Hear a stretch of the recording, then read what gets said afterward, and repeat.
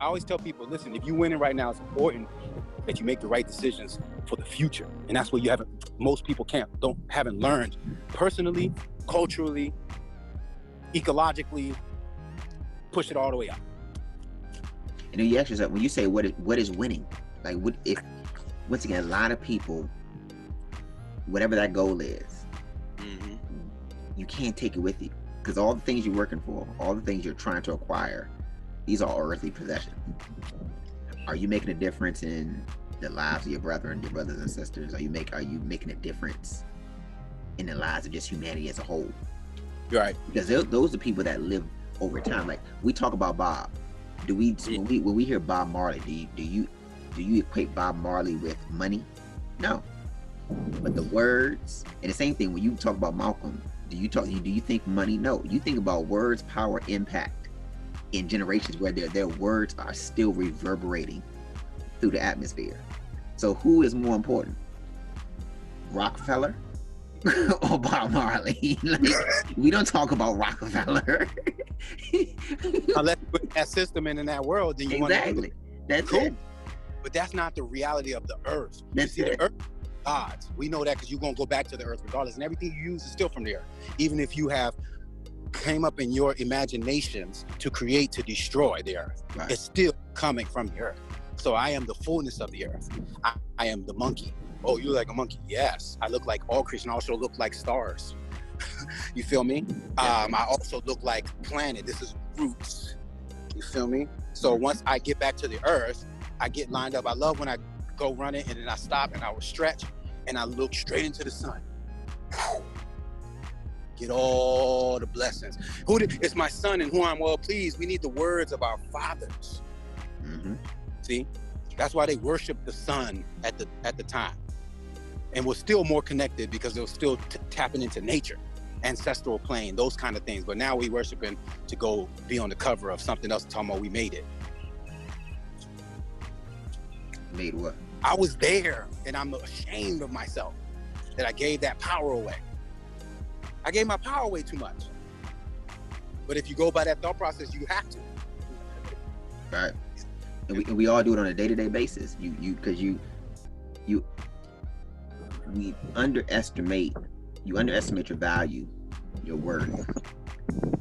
Because of that, because when you look at royalty, we talk about kings, queens, we just look at royal kingdom. There's certain etiquettes and things they can't do. Just like when we talk about Samson. What was the rule for him? Do not cut his hair. There's rules, because people are separated, set apart.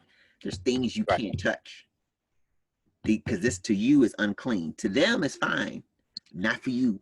So you got to understand who it is, who you are, what rank. We got to understand your levels, because there's certain things that you won't be privy to. And that's a very difficult thing when you're living in this society that says, I should be able to do anything, anytime I want to. That's why we fall into error. Because there's laws to this. Yes. There's laws to this, yeah.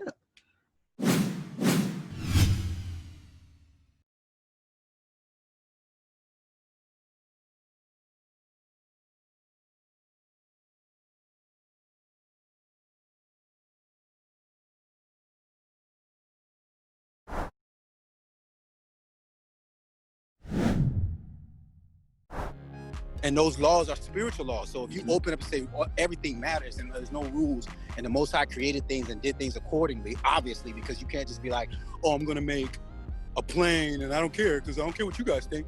I'm going to make one wing 13 feet and I'll make the other one 25 feet. You're not going to fly. Right? Whether you agree with in policy about gravity, if you stand on top of that building, whether you're a Democrat or a Republican or a Libertarian or whatever thought process you ascribe to, everybody gonna fall and kill and die. So we need to get back to that basic, quote unquote, primitive or indigenous standpoint to relearn ourselves. That's why we're doing the 30-day detox.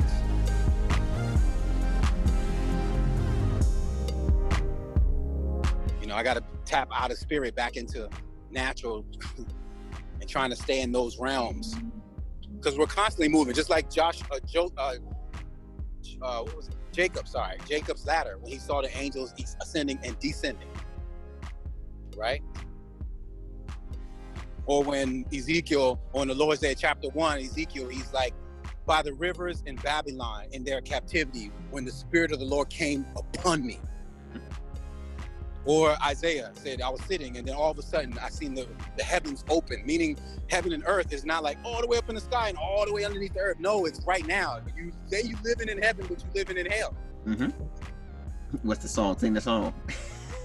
That's it. No, that's alone, oh, time will tell. You think you're in heaven, but you're living in hell. It's true. It's true. It's true. It's based on your perspective, how you see it. Process. You said what, brother? It's your perspective, how you see it. And perspective manifests into matter. So what we see, the dominant culture thought process right now is what we have. It doesn't mean that's all there is. That's important to understand.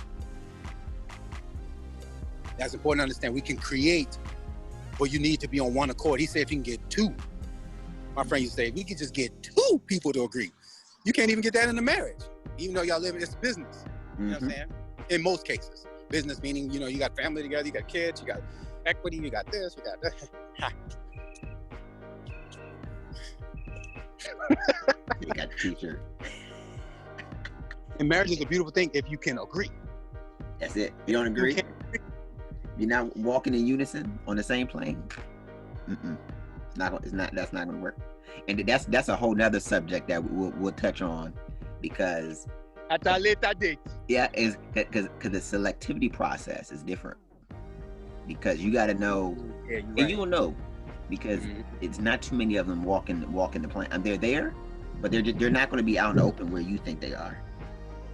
Because they're gonna come. Yeah, they'll come, and the method by which they come will be totally different than what you're used to. It's not somebody you're going to whistle down, that you're going to flag down like, hey girl, come here. That's not what you're going to see. Solomon had that problem too. He said, I'd rather sit in the corner roof. He said the roof, the corner of a roof. So two things. On the edge of the corner of a roof, outside, you could die from the gravity. He said it's better to stand there than to be with a corner, because he knew the power of the woman. He understood the power. That's why his mom in the last chapter of all of it said, these are the signs or the manifestations of a virtuous inwardly woman. She do business, but she does it for her what? Family. Not for her ego, not for the vanities. Narcissism. She still was embroidered with gold and myrrh and all that, so she was still super dope with real fabric. No polyester touches my body. I can't even wear polyester anymore. Like, what? I'm struggling with cotton right now. I need all linen on it right here. I need all 100% everything from everything. A1 everything. That's shout out for a protege. He know what A1 everything. King Kenny, as I'm out here in LA.